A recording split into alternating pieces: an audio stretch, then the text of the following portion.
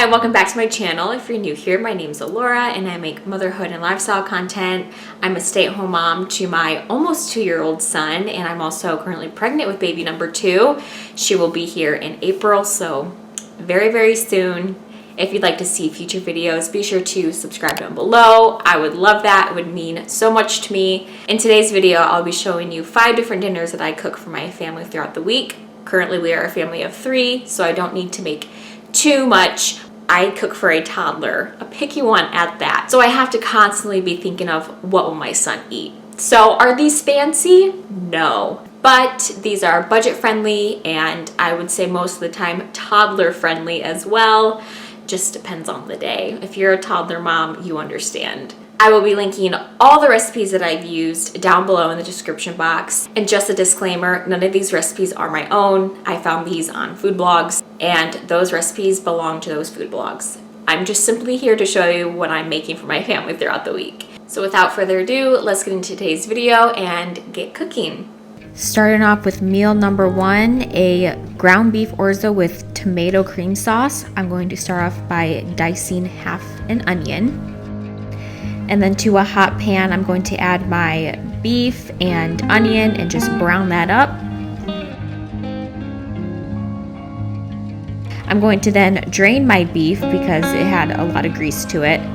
After that, I'm adding 3 to 4 cloves of minced garlic, but honestly, measure with your heart. Half a teaspoon of Italian seasoning and 1 cup of uncooked orzo pasta. I'm gonna stir that up.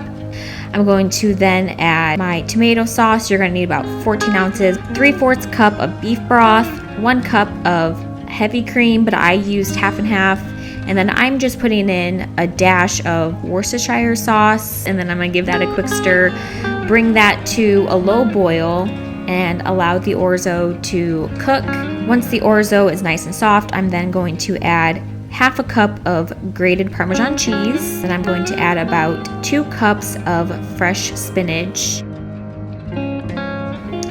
And then here is the finished product. I just served it with roasted green beans on the side.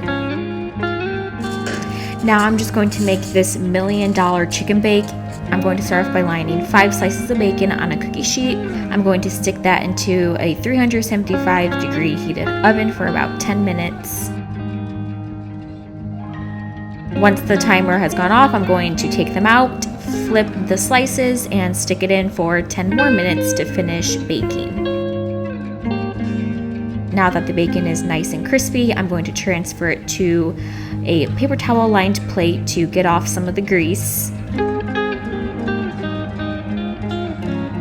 While the bacon is cooling, I'm going to add 6 ounces of softened cream cheese, a 1/4 cup of mayonnaise. Give that a stir so it's nice and smooth. I'm then adding about a cup of shredded cheese.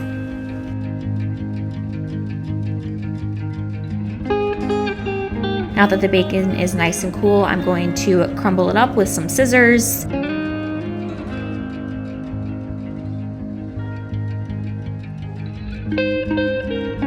Then add that to my little mixture. Give that a nice stir. I'm just spraying a 9x13 casserole dish with some olive oil and then adding about 2 pounds of chicken breast.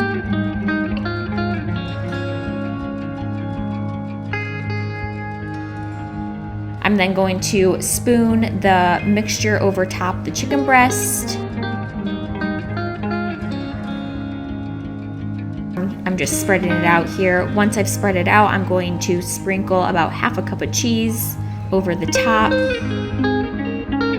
I'm now putting it into my 375 degree oven for about 30 minutes.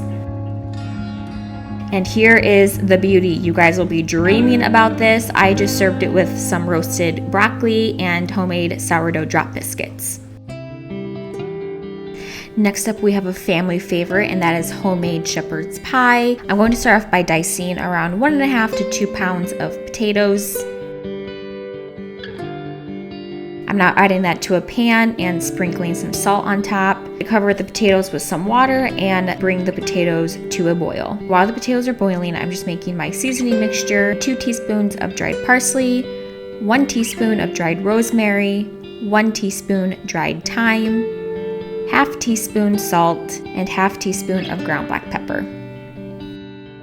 I'm going to then just give that a good shake. Now I'm going to dice half an onion. And then to a hot skillet, I'm just adding my beef and onion. I'm just going to brown it up here. Here I'm just draining some grease from the pan. I'm now adding about 2 cloves of garlic, my seasoning mixture, giving that a good stir. Now I'm going to add 2 tablespoons of flour, stir that up, 2 tablespoons of tomato paste, stir that up until there is no more clumps. And now I'm going to add about 1 cup of beef broth. I didn't really measure here, I just went based off of the consistency of the gravy. Now I'm adding about 1.5 cups of mixed frozen veggies. I'm going to let that simmer on the stove. While that's simmering, I'm going to now make my mashed potatoes. I'm going to start off by draining them. I'm then going to add 1 stick of butter, half teaspoon garlic powder, half teaspoon salt, 1/4 teaspoon ground black pepper, 1/4 cup Parmesan cheese, and about 1/3 cup of half and half.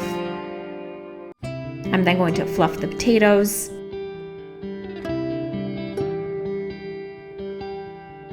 Once the potatoes are nice and smooth, I'm going to spread them on top of my meat mixture.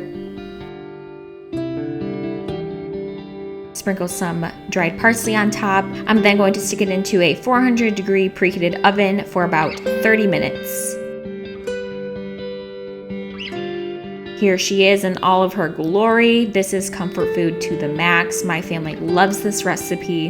Next recipe is broccoli chicken divan. I'm pretty sure that's how you pronounce it. I'm just going to start off by cutting 4 chicken breasts into bite-sized pieces.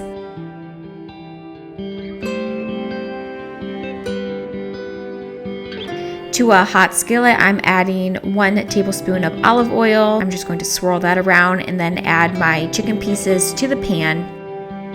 Here I'm just cooking my chicken through and then setting it on the side once it's done. To a bowl, I'm adding 2/3 cup sour cream, 1 can of cream of chicken soup, about 1 cup of shredded cheese, half cup milk, half teaspoon garlic powder, half teaspoon onion powder, half teaspoon of dry mustard powder, half teaspoon of ground black pepper, and 1/4 teaspoon of salt. I'm just going to give that a good stir. And then I'm adding the cooked chicken into it and stirring that in. Here I have about 3 tablespoons of butter melted, and I'm adding 3 tablespoons of panko breadcrumbs. To the same skillet where I had the chicken, I'm adding another tablespoon of olive oil, and then about 1.5 to 2 pounds of frozen broccoli. I felt like the broccoli was just a little too big, so here I'm just cutting them into smaller pieces. I'm then taking my chicken soup mixture and spreading that on top of the broccoli. I'm sprinkling about half a cup of cheese over top, and then on top of that, I'm sprinkling my breadcrumb and butter mixture. I'm then going to bake this in a 400-degree preheated oven for about 20 to 22 minutes.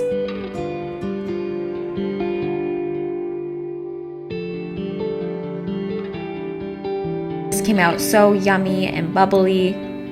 I just served ours with a side of seasoned rice. Last but not least is a 1-pot creamy mushroom pasta. If you're a mushroom lover, you are going to love this meal. I'm going to start off by slicing 8 ounces of mushrooms and dicing half an onion.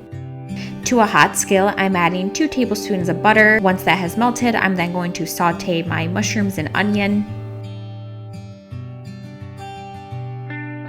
Once the mushrooms have released most of their water, I'm then going to add a few cloves of garlic. Once I've sauteed the garlic, I'm then going to put my mushroom mixture into a bowl. To the same skillet, I'm adding my ground beef. Here I'm just draining the grease from the pan. Now I'm going to add 8 ounces of fettuccine noodles and 2.5 cups of beef broth. Here I'm just submerging the pasta into the broth, just going to bring it to a boil and add a lid to it. As the pasta is cooking, make sure you give it a good stir so it doesn't stick to the bottom of the pot. Once the fettuccine is cooked through, I'm just going to add my mushroom, onion, and garlic mixture back into the pan. Now I'm going to add 1/3 cup of half and half, 1/4 cup of grated Parmesan cheese, and give that a good stir. Now this next step is totally optional, and I emphasize the totally optional. I had some ricotta cheese in the fridge that I didn't end up using for a recipe, so I'm just using it up here. It wasn't horrible, but it was also, in my opinion, better without. Here I'm just sprinkling some dried parsley on top. I decided to serve ours with a side of Caesar salad. Thank you guys so much for watching today's video. Be sure to subscribe down below, and I'll see you guys next week. Bye, friends.